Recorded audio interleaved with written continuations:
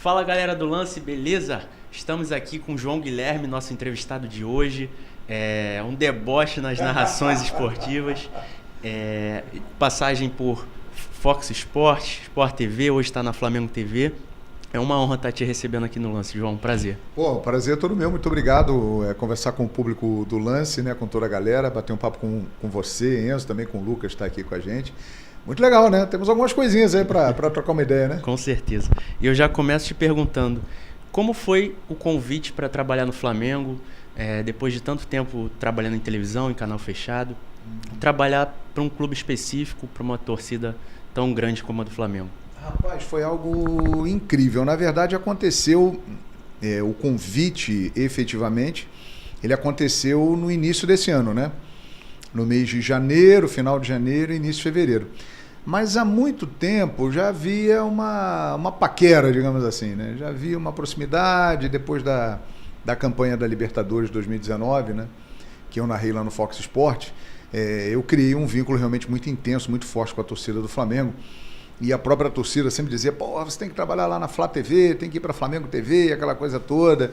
E o pessoal do clube sempre me tratou muito bem, sempre me homenageou lá, recebi título de sócio honorário pela narração e tal. E a galera lá do clube sempre falava, porra, um dia você vai trabalhar aqui na nossa televisão. E eu falei, pô, legal, vai ser uma honra, vai ser um prazer. Mas eu via como algo muito distante, assim. Confesso que não pensava que fosse acontecer tão rápido. Aí no final do ano passado, após a eleição, o BAP foi eleito. E na antevéspera da posse, uma pessoa da equipe dele me ligou e me convidou para ser o mestre de cerimônias da posse dele. Aí eu falei, pô, uma honra, legal, vamos lá. Mas eu fiquei meio desconfiado. Eu falei, opa, tem alguma coisa aí, beleza. Aí fui lá, fiz lá a apresentação da cerimônia e após a cerimônia vieram falar comigo, a gente vai conversar com você no início do ano e tal, a gente tem um projeto, quer que você faça parte. E aí veio o convite, né? Uma proposta interessante, um novo caminho completamente diferente para ampliar um mercado que já existe, né? Que é o de TV de clubes, mas dar um passo à frente, fazer de uma maneira diferente. E como eu já tenho uma identificação muito grande com o clube e com a torcida, eu pensei, por que não, né? O meu público, a maior parte dele já era da torcida do Flamengo, então por que não falar para a torcida do Flamengo na TV do Flamengo, né? E é o que está acontecendo e está sendo muito, muito legal, muito interessante.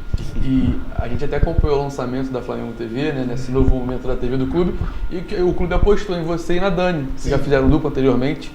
Como é que está sendo esse trabalho com ela, reeditar essa dupla, e se houve algum bate-papo ali, tanto antes da sua resposta ou da dela, aí, esse novo começo? Esse foi um movimento, assim, eu digo, inédito na imprensa brasileira. Não tem informação se em outro país aconteceu algo do tipo, né?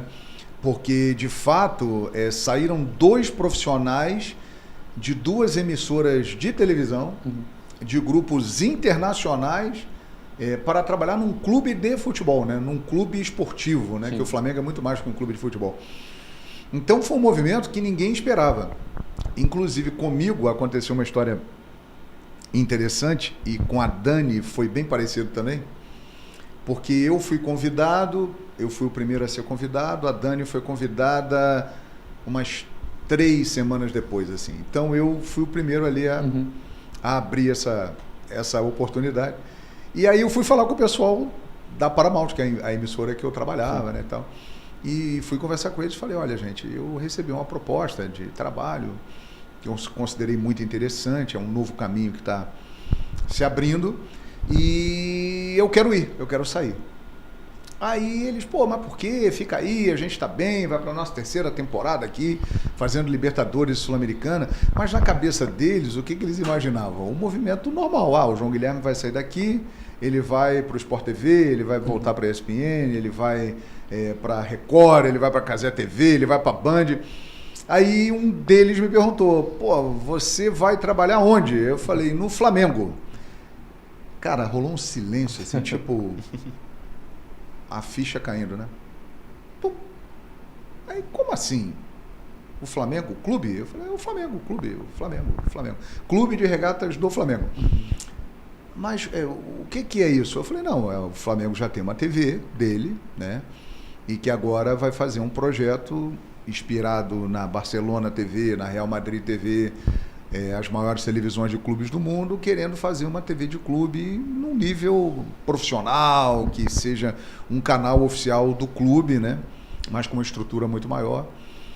E aí eles ficaram sem entender absolutamente nada. E muitos dos meus colegas também no meio também não entenderam absolutamente nada. Foi, de fato, um movimento surpreendente, né? Uhum. E aí, dois nomes que são conhecidos na imprensa saírem para ir para a TV do clube, eu acho que realmente chancela, né, o projeto, né? Sim. Dá uma força para o projeto. E a gente está acreditando muito nisso aí, na mais querida, na Flamengo TV. E ainda sobre esse assunto Flamengo TV, como você enxerga esse crescimento de televisão de clube, né, de narração para uma torcida específica? A responsabilidade é muito maior. Qual a diferença para a televisão tradicional? Eu observo já há algum tempo que a segmentação ela está tomando conta do jornalismo esportivo, né? Com a chegada da internet, do YouTube. Hoje em dia os torcedores dos times, eles procuram os influencers que falam dos seus times, eles procuram o canal do clube para saber informações. Isso é uma coisa que eu já percebi e que inclusive tem afetado a audiência das televisões tradicionais, né? Porque eu apresentei programa durante muitos anos em TV fechada, né, de esporte, e sempre tinha aquela reclamação assim, mas vocês não falaram do meu time hoje. Vocês só falam do Flamengo, só falam do Corinthians, não falam de outros times, eu queria saber notícias do meu time.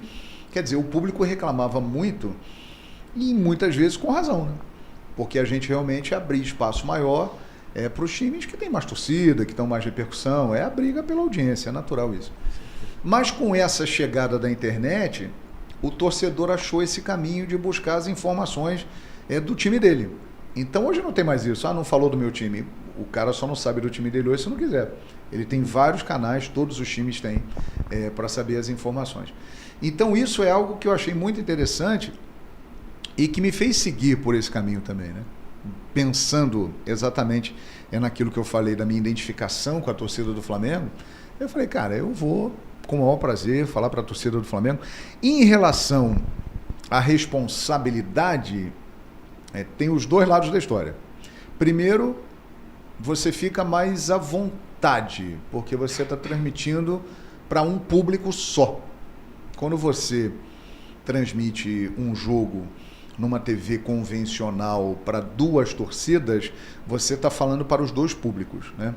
Ali não, ali eu estou falando para o público numa TV oficial de um clube, então o meu linguajar é todo voltado para aquele clube. Nesse aspecto é mais confortável, você fica mais solto, digamos assim.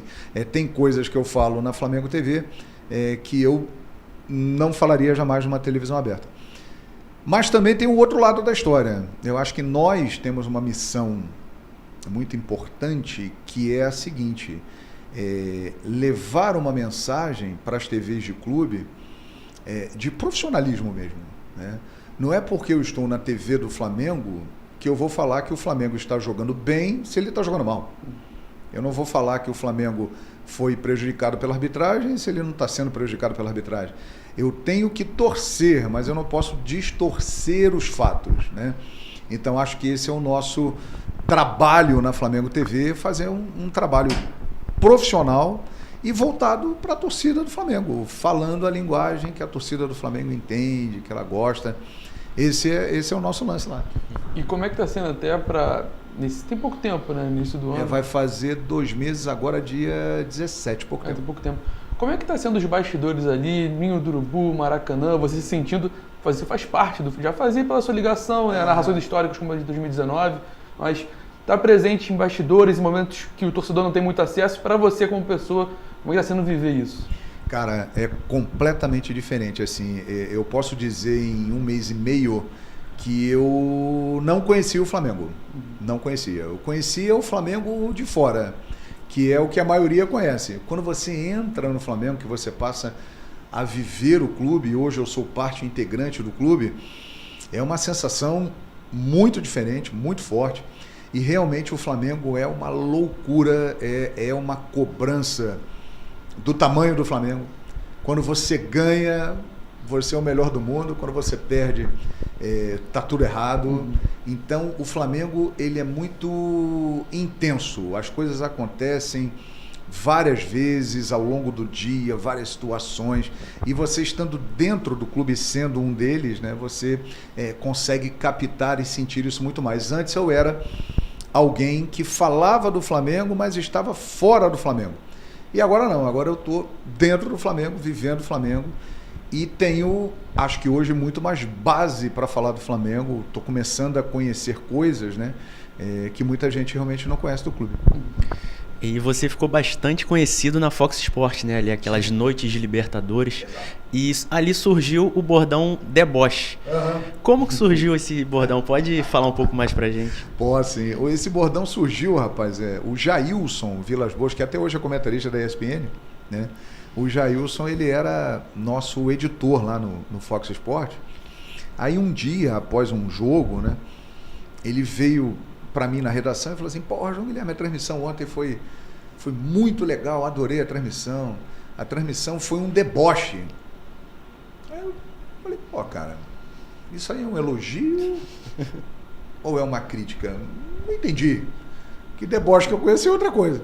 Aí ele falou: não, pô, é um elogio, porque é o seguinte, lá onde eu moro, deboche é o seguinte, quando o cara se dá bem, faz alguma coisa muito boa, ele é um deboche. Eu falei: porra, nunca tinha ouvido isso na minha vida, cara. Legal, bacana. Então é um elogio. Aí o tempo foi passando, veio a reta final da Libertadores e aí eu lembrei do deboche e falei pro Arrascaeta, né? O Arrascaeta, você é um deboche. Pronto, aí pegou, aí grudou no Arrascaeta isso, até hoje ele é conhecido como o debochado, digamos assim, né? É um negócio que realmente não tem muita explicação, não. Mas quem criou isso, né? Quem falou pra mim isso foi o Jailson. Eu ouvi e falei: pô, diferente, né, tal. É um elogio. Aí na hora lá do jogo, Flamengo e River Plate, eu lembrei disso, não sei porquê também, veio na minha cabeça. E aí eu falei: Arrascaeta, você é um deboche. E realmente pegou, muito legal. Aproveitando também o jogo contra o River em 2019, eu acho que para todo torcedor rubro-negro e para quem está trabalhando também numa final, que é o grande evento, né, acho que foi diferente, né, principalmente o primeiro gol do Gabriel, o segundo também logo depois. Como profissional, também como lado pessoal, como é que foi para você viver aquele momento e passar para o público quem está acompanhando essa final tão importante? Já foi um jogo muito diferente a partir do momento que ele foi confirmado, né? Um mês antes, quando aconteceu o 5-0 diante do Grêmio, que o Flamengo chegou a uma final de Libertadores, coisa que não chegava há 38 anos, ali já se tornou diferente. Então ficou aquele mês inteiro com aquela expectativa e só pensando naquilo e as pessoas só falando naquilo.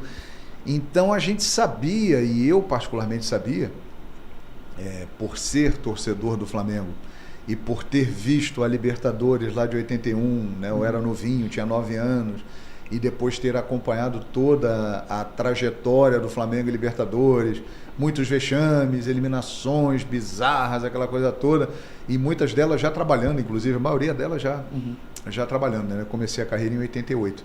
Aí, isso tudo foi somando com o tempo e foi juntando no pré-jogo lá do Flamengo e River Plate, né? Tudo isso estava na minha cabeça, cara. Eu ficava pensando: pô, caramba, o Flamengo não chega há 38 anos, a torcida nunca viu isso, a maioria nunca viu, né, cara? Eu sou um privilegiado que eu vi, hoje eu tenho 53, na época eu tinha 48 para 49. Pô, mas é a minoria, a maioria não viu e tal. Então é uma emoção muito diferente. Então eu fui ficando com aquilo na cabeça o tempo todo.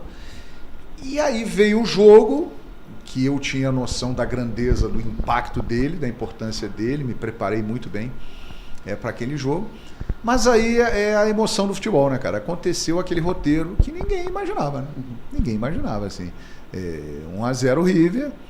Eu até achava que o Flamengo ia empatar, estava bem no jogo o Flamengo, ia empatar o jogo, achava que ia empatar, mas não imaginava uma virada, eu imaginava uma prorrogação, como eu acho que a maioria imaginava, né? Aí quando vem a virada, foi uma uma loucura total, né? O apocalipse rubro-negro. E aí as palavras foram saindo, cara. E aí aquele arquivo lá de 38 anos, do garotinho de 9 anos que viu a Libertadores contra o Cobreloa, viu o Mundial do Zico contra o Liverpool, e depois todos aqueles anos acompanhando tudo aquilo, eu acho que eu consegui naquela narração fazer meio que um resumo desses 38 anos, né? É tipo aquela história assim, quem foi que disse que o Flamengo não tem tradição na Libertadores? Sim. Isso é uma coisa que eu ouvi durante esse tempo todo. E com razão, né? Porque o Flamengo realmente, quando os adversários pegavam o Flamengo na Libertadores, na Sul-Americana, eles achavam legal, eles comemoravam, porque o Flamengo, de fato, ele não tinha um bom retrospecto, né? Mas em 2019, especialmente naquele jogo, tudo mudou, né? Então foi isso que aconteceu lá naquela loucura. Foi, sem dúvida, o grande jogo da minha carreira até o momento, né? Eu espero que em breve apareça outro para superá-lo, mas até o momento o Flamengo e River é um mau jogo, sem dúvida. O profissional do jornalismo, no seu caso, o narrador, enfim, ele não tem só a transmissão, tem toda a preparação, como você disse anteriormente, né? E claro que muita coisa acontece que não vai pro ar. Tem alguma história de bastidor aí que o Flamengo, ou então da própria sua carreira, desde lá de trás, que você pode contar pra gente? Eu me lembro que eu estava num jogo no Maracanã, acho que foi Flamengo e Goiás, há muitos anos, 2000, 2001. E aí, na cabine do Maracanã, o cenário do Sport TV que estava atrás era uma placa colocada assim, era uma época diferente ainda, não tinha os recursos tecnológicos de hoje. A gente está falando e aquilo ali está descendo, e o Raul Plasma era o meu comentarista ali comigo, e o negócio está descendo e de repente ele despencou na cabeça do Raul e só deu tempo do Raul, o reflexo, dar uma espalmada assim e fazer uma defesa. E aí a gente teve que seguir, foi em frente. Assim. É uma das coisas que eu me lembro assim, no momento. Agora, na Flamengo TV, não. Flamengo TV, vai ter bastante tempo para isso. Espero que sim, Por enquanto não aconteceu nada. E agora estamos a poucos meses, poucas semanas do Mundial de Clubes, né? O Flamengo vai participar, está num grupo considerado difícil, né? Com o Chelsea, pode entrar o América do México. Qual a sua expectativa para o Mundial? Você acha que o Flamengo pode ir longe? O que você espera dessa competição tão sonhada para o torcedor? Eu acho que a expectativa é boa. Acho que o Flamengo ele tem condições de fazer um bom Mundial. Título, ele não é favorito, mas eu não considero impossível. Eu acho que dá para ganhar o Super Mundial. Mas o Flamengo ele vai correndo por fora e vai depender muito do que vai acontecer na competição, né? Uma primeira meta, que eu acho que é obrigatória, é o Flamengo estar nas oitavas de final, né? Acho que o Flamengo ele tem que estar nas oitavas de final e chegará lá, eu acredito. E aí pode pegar Bayern de Munique ou Benfica, provavelmente, né? Se pegar o Benfica, a chance de chegar às quartas de final, eu acredito que seja maior do que pegar o Bayern de Munique. Não que contra o Bayern de Munique não tenha a chance. Mas o que eu acho é o seguinte, se o Flamengo conseguir chegar às quartas de final do Super Mundial, aí tudo pode acontecer. Aí, amigo, vai ser uma loucura, hein? Vai ser uma loucura. Eu acho que vai ser mais loucura do que 2019, se acontecer isso. O Rio vai parar. Vai ser uma doideira. O mundo rubro-negro vai entrar em ebulição, vai ser uma maluquice. Eu acho que é possível. Custa nada sonhar, né? Mas assim, é um sonho, porque existem sonhos que você fica olhando assim e que são inatingíveis, né? O Mundial... Palpável. É muito difícil, muito. Não é fácil. Mas tem uma série de fatores. Por exemplo, os europeus vão estar em final de temporada. Eles vão estar bem cansados. Eles dão importância, mas dão menos do que nós aqui. Para nós é mais importante sul-americanos ganhar o Mundial do que para eles, né? Tem uma coisa que pode pesar contra, que, por exemplo, Real Madrid e Manchester City, eles podem salvar a temporada no Mundial, né? Agora no meio do ano. Isso é uma coisa que pode ser ruim para nós. Mas tem uma série de elementos que me fazem acreditar que esse caminho, embora seja difícil, ele é um caminho possível. O Flamengo tem um grande elenco, tem uma grande estrutura, tem profissionais experientes, então está reforçando o time, que já é muito bom. Então, eu acho que... Sei não, hein? Não sei não. Ô, João, E falando, já estamos chegando na nossa reta final aqui do nosso bate-papo, como é que está sendo a ligação e como o torcedor rubro-negro está te tratando na rua, agora que você faz parte também da nação, efetivamente, por estar dentro do Flamengo? Como é que está sendo? Muitas fotos, muitos vídeos? Cara, bem interessante, assim, antes de eu ir para o Flamengo, eu era muito reconhecido pelos torcedores do Flamengo, sempre me pediam trocar uma ideia, tirar uma foto, isso sempre aconteceu. Mas a partir do momento que eu vou para o Flamengo, que eu saio de onde eu estava para ir para o Flamengo, eu percebo que a torcida do Flamengo ganhou um carinho por mim ainda maior, assim, muito grande, sabe? Tipo uma admiração. Pô, o cara largou lá onde ele estava para vir trabalhar na TV do Mengão, então ele é muito Mengão, ele é nosso, e sou mesmo, né? Então, quer dizer, esse vínculo que já era muito forte, ele ficou definitivo. Assim, eu percebo isso. Então, o carinho, ele quintuplicou. É uma loucura, né? Uma loucura. E eu acho legal você falar isso porque o Lance esteve na sua apresentação lá na Flamengo TV, né, cobrindo.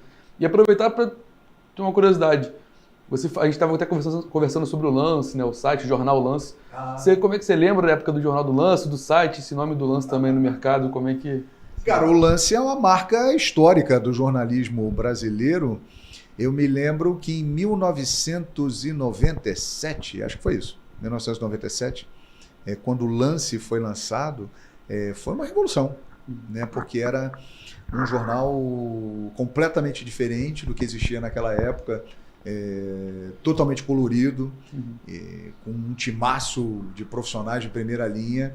Então foi algo que marcou época, de fato, no jornalismo esportivo do Brasil. E eu fico muito contente que o Lance esteja vivo, esteja atuante, né? E participando desse novo caminho, né? Se hoje em dia o jornal impresso na banca ele não tem a mesma relevância de hoje, mas existem outros caminhos, né? O cara está acompanhando o Lance por aqui, no tablet, no computador, na televisão, no YouTube. E é isso aí, se adaptando a um novo tempo, né? Eu acho que a minha história indo para a Flamengo TV é uma história que tem a ver com o Lance. O Lance ele está se adaptando a um novo momento, a um novo tempo. É o que eu estou fazendo indo para uma TV de clube e acreditando nesse caminho que está apenas começando. E o Lance, com a sua história, com a sua marca muito grande, ele está se adaptando e seguindo um caminho muito interessante e retomando um espaço bem legal, né? E agora, para fechar, você é um narrador bastante experiente, muitas narrações por todos os times. Falta realizar algum sonho? Você já realizou de tudo? O que você pode falar pra gente? Cara, falta realizar 2 sonhos. Um eu acho que vai ser mais fácil, que é narrar o Mundial do Flamengo. É um sonho que eu tenho, narrar o Mundial do Flamengo. O Super Mundial, então, é mais do que o meu sonho, né?